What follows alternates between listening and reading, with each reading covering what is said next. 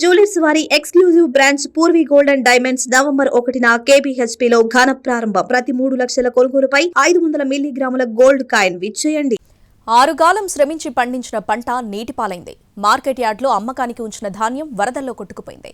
తమ దీనస్థితిని వివరించి ఆదుకోవాలంటూ కలెక్టర్ కాళ్లపై పడిన బాధితురాలికి తెలంగాణ సర్కార్ అండగా నిలిచింది. బాధితురాలతో పాటు మరికొంతమంది ధాన్యాన్ని ప్రభుత్వం కొనుగోలు చేస్తుంది.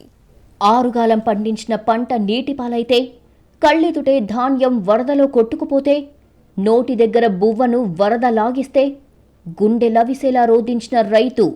మొంతా తుఫాను వేలాది ఎకరాల పంటల్ని తీవ్రంగా దెబ్బతీసిందే. పనలు నీటిలో తేలియాడుతుండగా కోసిన ధాన్యం వరదల్లో కొట్టుకుపోయింది. ఎటు చూసినా రైతుల కన్నీళ్లే, గుండెలు పిండేసే బాధలే.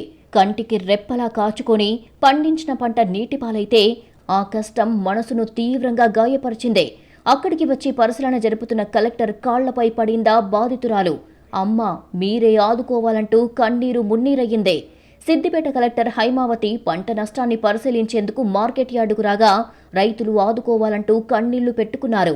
ఓ మహిళా రైతు నాలాలో కొట్టుకుపోయిన తన వరి ధాన్యాన్ని చూపిస్తూ కలెక్టర్ కాళ్ల మీద పడి ఏడ్చింది.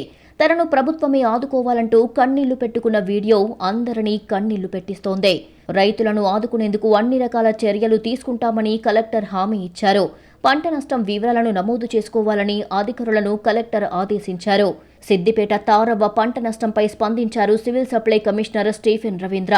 కమిషనర్ ఆదేశాలతో తారవ్వ పంటను కొనుగోలు చేశారు అధికారులు. తారవ్వ పంట మొత్తం కొనుగోలు చేయడమే కాదు, అకౌంట్లో డబ్బులు జమ చేశారు.